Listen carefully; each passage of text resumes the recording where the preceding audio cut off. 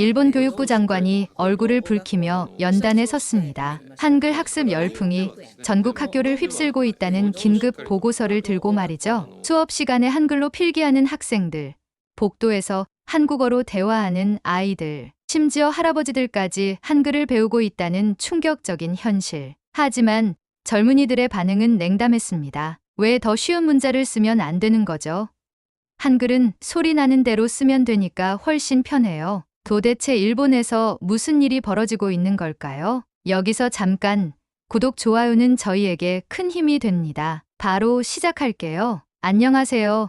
저는 사토 아야카입니다. 도쿄 시부야에 있는 미나미 고등학교 2학년이에요. 학교 신문부에서 기자로 활동하고 있습니다. 제가 한글을 처음 만난 건 정말 우연한 일이었어요. 그 전까지는 일본의 문자 시스템이 얼마나 복잡한지 깊이 생각해 본 적이 없었거든요. 그날도 평소처럼 스마트폰으로 친구 유이에게 메시지를 보내려고 했습니다. 오늘 있었던 재미있는 일을 얘기하고 싶었거든요. 그런데 또 그 번거로운 한자 변환이 시작됐어요. 간단하다라는 단어 하나 쓰는데 30초가 걸렸습니다. 먼저 칸탄이라고 히라가나로 입력하고 변환 버튼을 누르면 수십 개의 한자가 나와요. 그 중에서 올바른 한자를 찾아야 하는데 비슷하게 생긴 한자들이 너무 많아서 헷갈려요. 유이는 항상 메시지 답장이 빨라요. 그런데 저는 늘 느렸습니다. 친구들이 벌써 대화를 끝냈는데 저는 아직 첫 번째 문장을 쓰고 있는 경우가 많았어요. 정말 답답했습니다. 하지만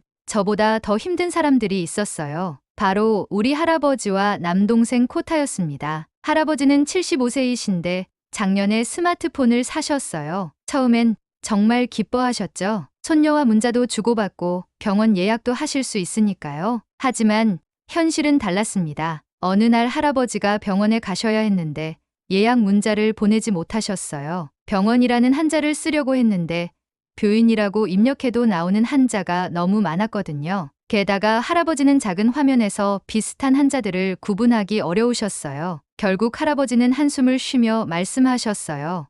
무리다. 이제 무리야. 내 나이에 이런 걸 배우기엔 너무 늦었나 봐. 그때 제 마음이 얼마나 아팠는지 몰라요. 할아버지는 평생 일본어를 쓰셨는데 디지털 시대가 되니까 오히려 소통에 어려움을 겪으신 거예요. 하지만 가장 가슴 아픈 건 제 남동생 코타의 이야기입니다. 코타는 올해 10살, 초등학교 4학년이에요. 2년 전에 난독증 진단을 받았습니다. 난독증이 뭔지 아세요?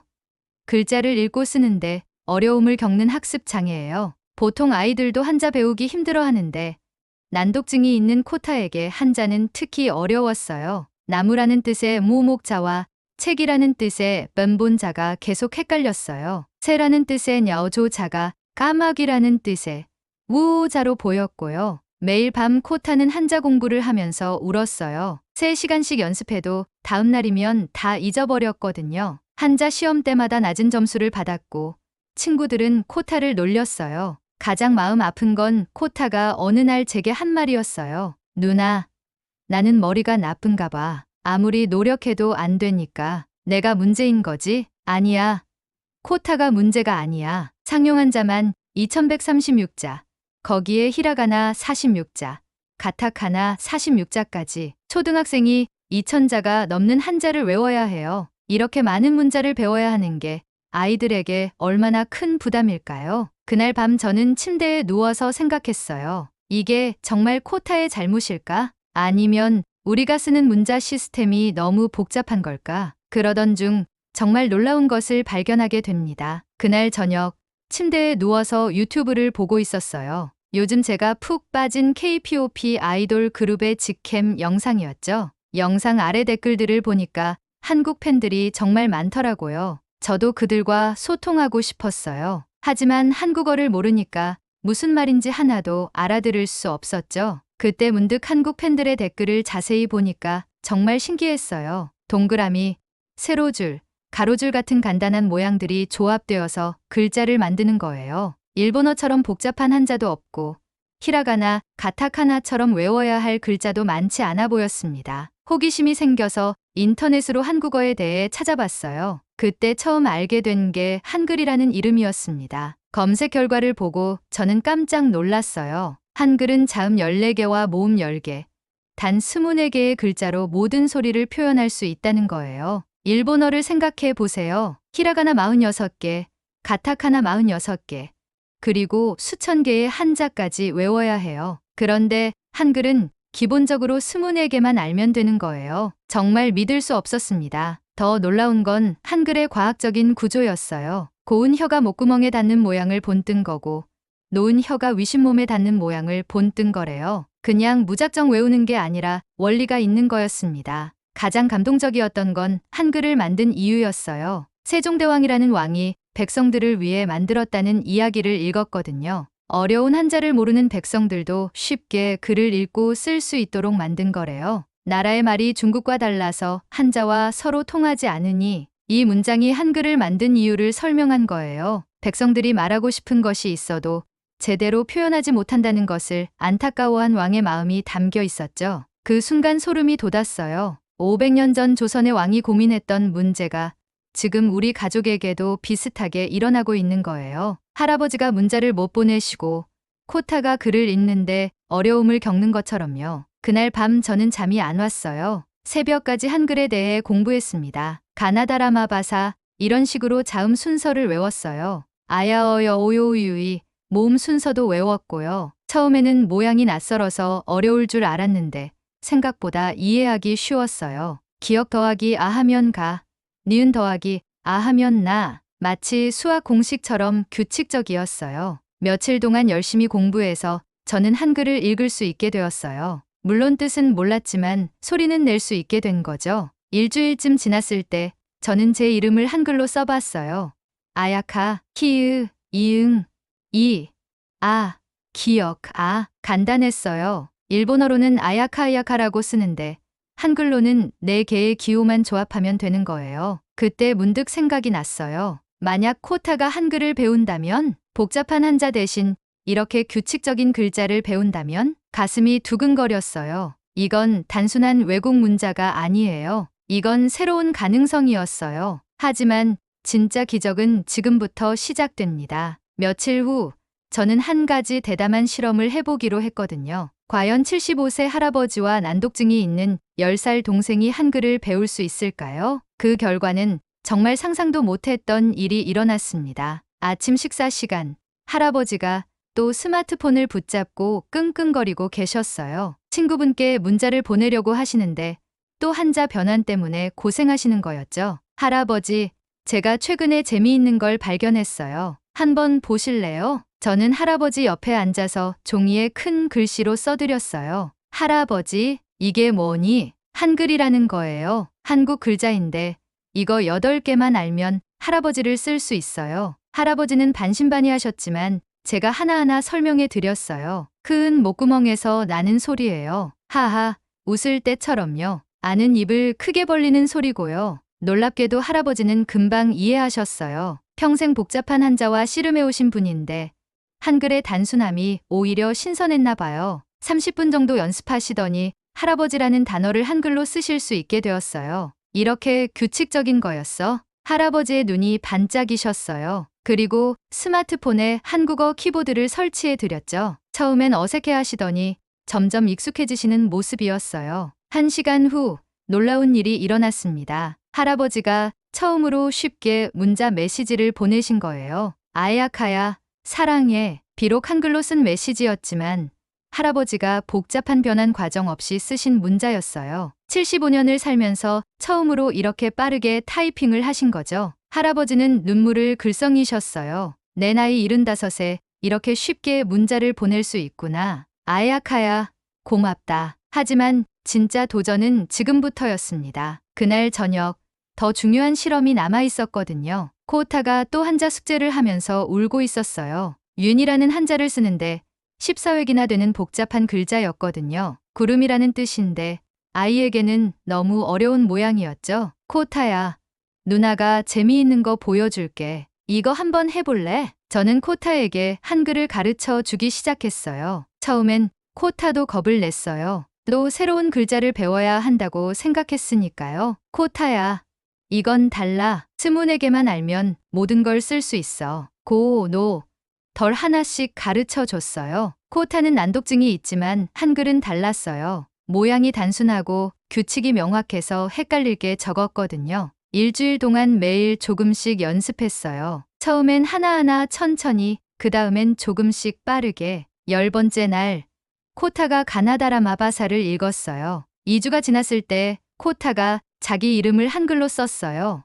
코타. 그리고 한 달이 지났을 때 그 순간이 왔습니다. 누나, 이거 봐. 내가 쓴 거야. 코타가 종이에 쓴 글자를 보여줬어요. 누나 사랑해. 그 순간 저는 숨이 멎는 것 같았어요. 코타가 글을 읽었어요. 난독증으로 2년 동안 글을 제대로 읽지 못했던 코타가 한글로 쓴 문장을 읽은 거예요. 누나, 내가 읽었어. 진짜로 읽었어. 코타가 방방 뛰면서 소리쳤어요. 너무 기뻐서 온 집안을 뛰어다녔죠. 엄마, 아빠, 나 글 읽었어. 누나 사랑해라고 읽었어. 부모님도 달려오셨어요. 코타가 쓴 한글을 보고는 믿을 수 없다는 표정을 지으셨죠. 코타가 정말 이걸 읽은 거니? 응. 누나가 가르쳐준 한글이야. 나 머리 나쁜 거 아니었어. 글을 읽을 수 있어. 그날 밤 우리 가족은 모두 함께 울었어요. 기쁨의 눈물이었죠. 코타는 계속해서 한글로 글을 썼어요. 나는 코타. 나는 똑똑해. 나는 글을 읽을 수 있어. 매일 밤 울면서 한자 공부를 하던 코타가 웃으면서 글을 쓰고 있었어요. 엄마가 제게 말씀하셨어요. 아야카야, 이게 정말 가능한 일이니? 특수교육 선생님도 어렵다고 했던 일이. 그날 밤 저는 확신했어요. 한글은 단순한 문자가 아니에요. 누군가에게는 희망이고, 누군가에게는 자유이고, 누군가에게는 새로운 시작인 거예요. 하지만 저는 아직 몰랐어요. 이 작은 변화가 얼마나 큰 파장을 일으킬지 말이에요. 다음날 학교에서 저는 친구 유이에게 어제 일을 이야기했어요. 유이, 믿기 어렵겠지만 우리 코타가 글을 읽었어. 한글로. 유이는 처음엔 믿지 않았어요. 코타의 난독증을 알고 있었거든요. 정말이야? 그 코타가? 응. 한 달 동안 연습해서 자기 이름도 쓰고 문장도 읽었어. 너도 배워볼래? 점심시간, 우리는 옥상 구석에 앉았어요. 저는 유이에게 한글을 가르쳐 주기 시작했죠. 이게 고이야. 혀가 목구멍에 닿는 모양을 본 거래. 유이는 똑똑한 친구예요. 1시간 정도 연습하더니 자음과 모음의 원리를 이해했어요. 와, 정말 체계적인데 이걸로 모든 소리를 쓸 수 있다고? 유이가 자기 이름을 한글로 써봤어요. 유이, 신기해. 한자로는 여이라고 쓰는데 한글로는 이렇게 간단해. 그때 옆을 지나가던 미나가 우리를 봤어요. 뭐해? 무슨 암호 같은데. 한글이야. 한국 문자인데 정말 규칙적이야. 너도 배워볼래? 미나도 호기심을 보였어요. 그리고 사야, 리카도 합류했죠. 점심시간이 끝날 때쯤 5명 모두 한글의 기본 원리를 이해하게 되었어요. 이거 흥미로운데 왜 우리가 이런 체계적인 문자를 몰랐을까? 미나가 핵심을 찔렀어요. 정말 그래요? 이렇게 효율적인 문자 시스템이 있는데 왜 우리는 몰랐을까요? 그날 밤 저는 한국에 대해 더 찾아봤어요. 알고 보니 한국은 우리가 생각했던 것보다 훨씬 놀라운 나라였어요. 한글뿐만 아니라 디지털 기술도 세계 최고 수준이래요. 인터넷 속도, 스마트폰 보급률, 온라인 교육 시스템 모든 게 앞서 있었죠. 더 놀라운 건 한국의 교육 방식이었어요. 한글 덕분에 문맹률이 거의 0%에 가깝다는 거예요. 누구나 쉽게 글을 읽고 쓸 수 있으니까 교육 기회가 평등한 거죠. 그 다음 주부터 놀라운 일이 일어났어요. 한글을 배우고 싶다는 친구들이 계속 늘어난 거예요. 아야카, 나도 가르쳐줘. 우리도 배우고 싶어. 방과 후 음악실에서 한글 스터디 모임을 시작했어요. 첫날은 5명이었는데 다음 날은 10명, 그 다음 날은 20명이 모였어요. 가장 놀라운 건 한글을 배운 친구들이 학습에 활용하기 시작했다는 거예요. 오늘 배운 거 한글로 메모했더니 훨씬 빨라. 수학 공식도 한글로 쓰니까 시간이 절약돼. 물론 처음엔 일본어를 한글로 표기하는 수준이었지만 점점 한국어 단어도 배우기 시작했어요. 한국 드라마를 보면서 들리는 단어들을 메모하고 인터넷으로 뜻을 찾아봤죠. 몇 주가 지났을 때 우리는 간단한 한국어 인사말을 할 수 있게 되었어요. 복도에서 만나면 안녕하세요라고 인사하고 헤어질 때는 안녕히 가세요라고 했죠. 더 놀라운 건 공부 효율이 올라갔다는 거예요. 수업 시간에 필기할 때 한글로 메모하니까 훨씬 빨랐거든요. 일본어로는 출연이라고 쓸 걸 한글로는 확인이라고 쓰면 되니까요. 유이가 말했어요. 아야카, 이거 정말 효율적인 것 같아. 우리가 얼마나 복잡한 문자를 쓰고 있었는지 이제야 알겠어. 그때 문득 깨달았어요. 우리는 지금까지 한국을 작은 나라로만 생각했는데 알고 보니 언어학적으로 정말 혁신적인 시스템을 가진 나라였던 거예요. 500년 전에 이미 모든 사람을 위한 문자를 만들었다니 유럽에서는 아직 귀족들만 글을 읽던 시대의 말이에요. 학교 신문 친구들도 관심을 보였어요. 아야카, 이거 기사로 써도 될까?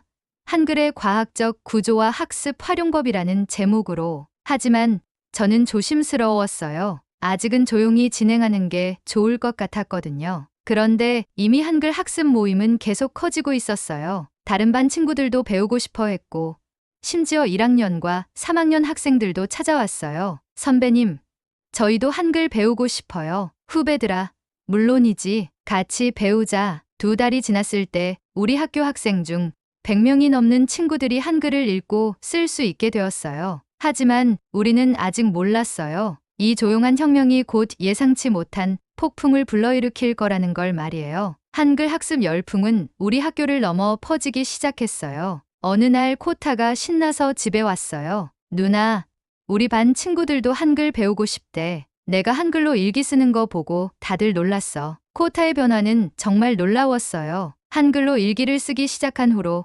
글쓰기가 재미있어졌대요. 매일 한두 쪽씩 일기를 썼고 처음으로 독서도 시작했어요. 오늘은 울지 않았다. 한글은 쉽다. 나는 똑똑하다. 코타의 일기를 볼 때마다 가슴이 뭉클했어요. 코타 학교에서도 한글을 배우려는 아이들이 늘어났어요. 특히 코타처럼 난독증이 있거나 학습에 어려움을 겪는 아이들이 관심을 보였죠. 코타가 할 수 있으면 나도 할 수 있어. 코타는 이제 친구들에게 한글을 가르쳐주는 작은 선생님이 되었어요. 한자 때문에 놀림받던 아이가 이제는 친구들의 롤모델이 된 거예요. 우리 학교로 돌아가 볼게요. 한글을 사용하는 학생들이 늘어나자 학교 분위기가 조금씩 바뀌었어요. 복도에서는 이런 대화가 들렸어요. 오늘 급식 뭐야? 카레라이스래. 맛있겠다. 너 숙제 다 했어? 아직이야. 같이 할래? 처음엔 일본어를 한글로 쓰는 정도였지만 점점 한국어 단어도 섞어 쓰게 되었어요. 가장 인상적인 변화는 학습 효율이었어요. 한글로 필기하는 학생들의 노트 정리 속도가 눈에 띄게 빨라졌거든요. 수학 시간에도 마찬가지였어요. 공식을 메모할 때 한글이 훨씬 빨랐고 그만큼 문제 푸는 시간이 늘어났어요. 심지어 미술부 친구들은 한글의 디자인적 아름다움에 빠졌어요. 한글은 글자 자체가 예술이야. 동그라미와 직선의 조화가 너무 아름다워. 과학부 친구들은 한글의 과학성을 연구했어요. 자음이 발음, 기관을 본 거라니. 이렇게 체계적인 문자는 처음 봐. 그런데 정말 놀라운 건 어른들의 반응이었어요. 할아버지가 매일 한글로 일기를 쓰시기 시작했어요. 그리고 노인정에 가서 친구분들께 자랑하셨대요. 나도 이제 문자 메시지 쉽게 보낼 수 있어. 한글이라는 게 있더라고. 할아버지 친구분들도 배우고 싶어 하셨어요. 그래서 제가 주말마다 노인정에 가서 한글 수업을 했죠. 어르신들, 오늘은 바을 배워볼게요. 입술을 다물었다가 터트리는 소리예요. 바보. 70대, 80대 어르신들이 초등학생처럼 따라하셨어요. 그리고 처음으로 손자 손녀에게 복잡한 한자 변환 없이 문자를 보내는데 성공하셨죠? 할머니가 보낸 거 맞아? 대박. 어르신들의 얼굴에 번지는 자부심을 보면서 저는 다시 한번 깨달았어요. 문자는 소통의 도구예요. 복잡해서 소통을 방해한다면 그건 개선이 필요한 거죠. 하지만 이런 움직임을 걱정스럽게 보는 사람들이 있었습니다. 바로 학교의 일부 선생님들과 학부모들이었죠. 어느 날 아침 전체 조회 시간이었어요. 교장 선생님이 단상에 서서 엄숙한 표정으로 말씀하셨습니다. 최근 우리 학교에서 일어나고 있는 일에 대해 이야기하겠습니다. 일부 학생들이 외국 문자를 사용하며 학습에 활용하고 있다고 들었습니다. 순간 조회장이 조용해졌어요. 한글을 쓰는 학생들은 불안한 눈빛으로 서로를 바라봤죠. 한자는 우리 문화의 중요한 부분입니다. 1000년 이상 사용해온 우리의 전통이죠. 하지만 최근 일부 학생들이 한국 문자를 배우고 있다는 보고를 받았습니다. 교장 선생님의 목소리는 차분했지만 걱정이 담겨 있었어요. 물론 외국어를 배우는 것은 좋습니다. 하지만 수업 시간에 한글로 필기를 하거나 학교에서 한국어로 대화하는 것은 우려스러운 일입니다. 학부모님들의 걱정도 많으십니다. 학생들 사이에서 작은 웅성거림이 들렸어요. 조회가 끝나고 교실로 돌아오자 야마모토 선생님이 저를 불렀어요. 사토, 내가 이 한글 학습 모임의 중심이라고 들었다. 선생님, 저는 그저 라고 말을 했어요. 선생님께서는 걱정이 많다. 학부모들이 불안해 하시거든. 한글은 좋지만 일본어 학습에 소홀해질까봐 우려하신다. 저는 답답했어요. 오히려 효율적으로 공부할 수 있게 되었는데 점심시간 친구들과 모였을 때 모두들 걱정했어요. 이제 어떻게 하지? 학교에서 금지하면 미나가 말했어요. 언어를 배우는 게 뭐가 문제야? 더 효율적인 방법을 찾은 것뿐인데 그날부터 학교 분위기가 조금 무거워졌어요. 선생님들이 수업 시간에 한글로 필기하는 학생들을 지적하기 시작했고 복도에서 한국어로 대화하면 주의를 받았어요. 하지만 저희는 포기할 수 없었어요. 특히 코타 때문에라도요. 누나, 한글 쓰면 안 돼?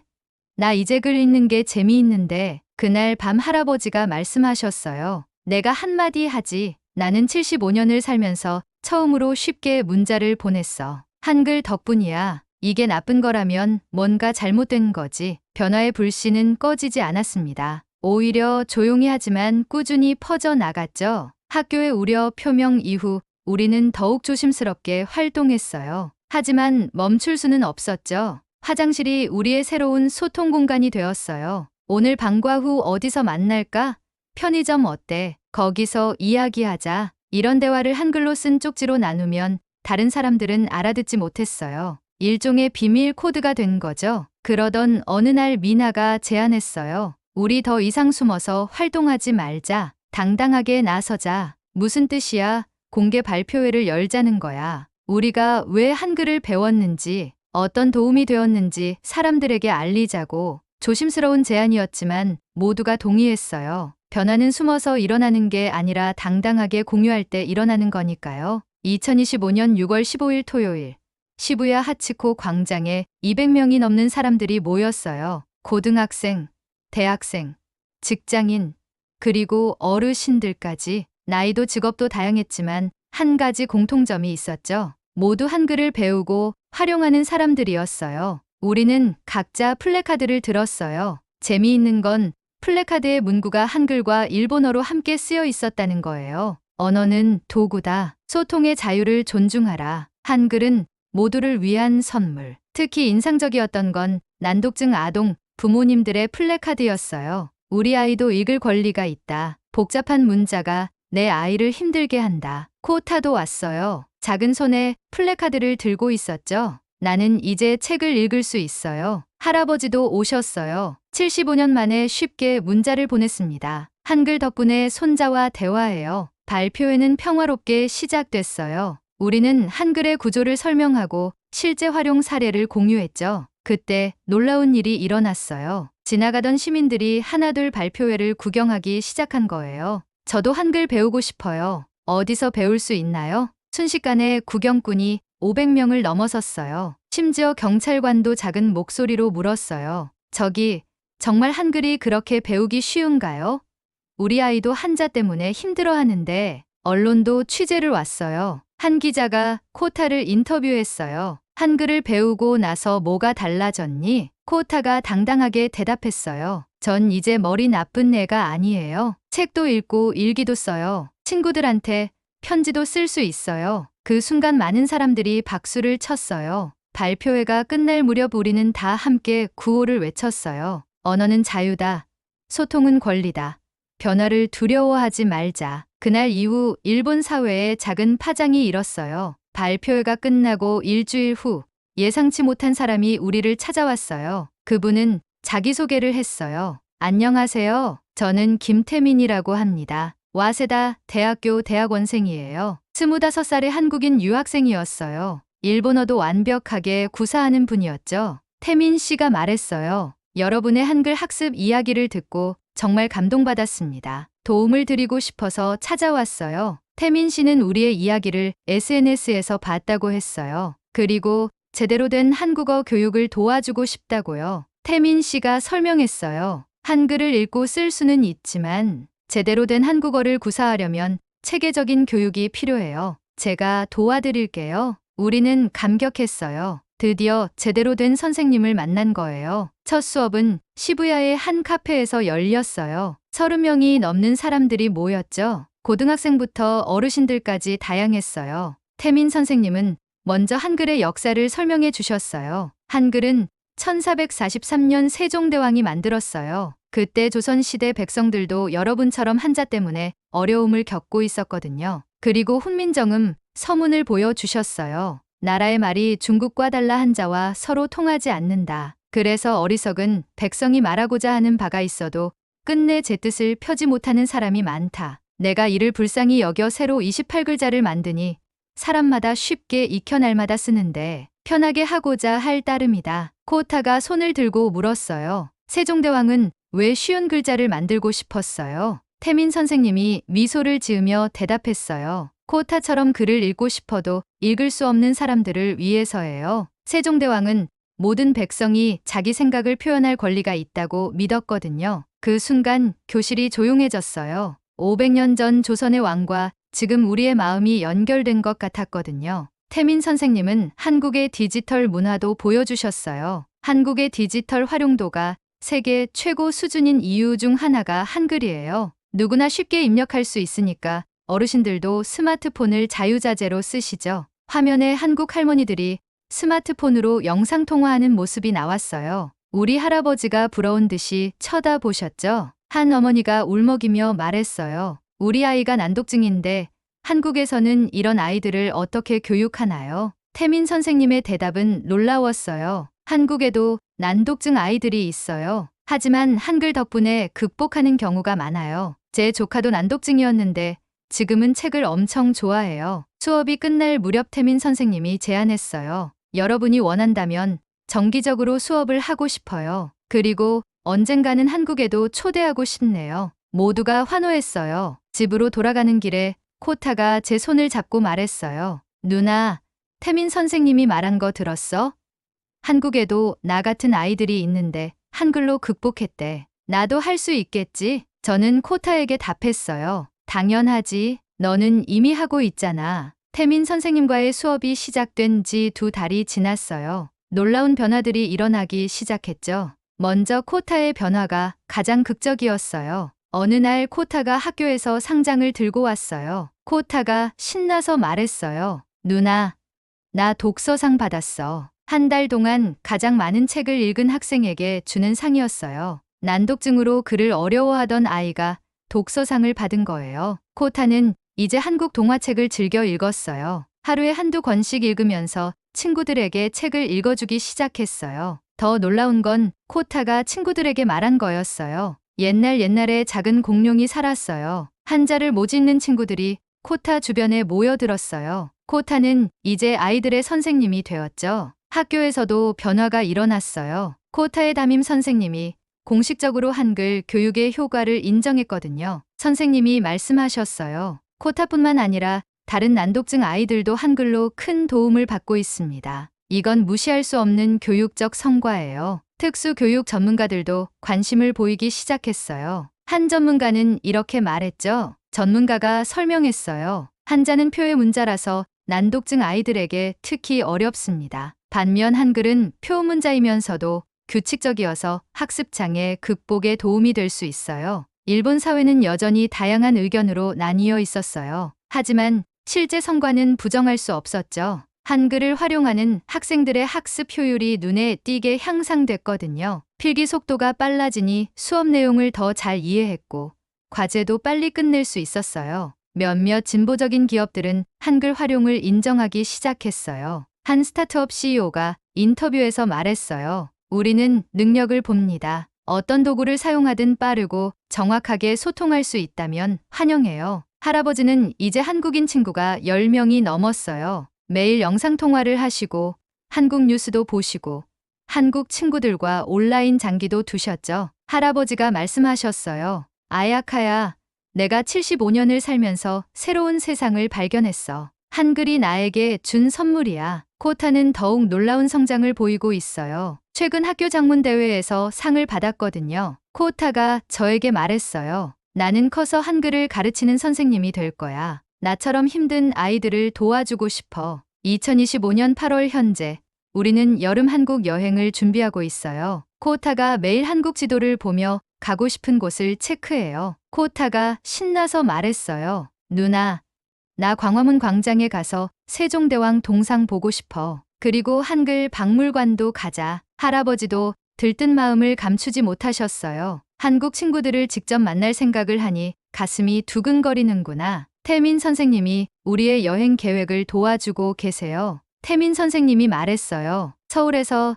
제가 직접 안내해 드릴게요. 한글의 역사와 한국 문화를 제대로 경험하실 수 있도록요. 최근 한 초등학교에서 시범적으로 한글을 활용한 특수 교육 프로그램을 시작했대요. 난독증 아동들을 위한 프로그램인데 초기 결과가 매우 긍정적이라고 해요. 하지만 여전히 반대 의견도 있어요. 보수적인 사람들이 말했어요. 일본 아이들이 일본어를 제대로 배워야지. 외국 문자에 의존하면 안 됩니다. 이런 논쟁은 계속되고 있지만 중요한 건 실제로 도움을 받는 사람들이 늘어나고 있다는 거예요. 세종대왕이 만든 한글이 500년이 지난 지금 일본에서 새로운 희망이 되고 있다는 걸 그분은 아실까요? 저는 계속해서 이 활동을 이어갈 거예요. 더 많은 코타들이, 더 많은 할아버지들이 글을 읽고 쓰는 기쁨을 누릴 수 있도록요. 언어는 벽이 아니라 다리가 되어야 한다고 믿으니까요. 변화는 계속될 거예요. 느리지만 확실하게. 지금까지 일본에서 일어나고 있는 한글 학습 현상의 이야기였습니다. 복잡한 문자 체계 때문에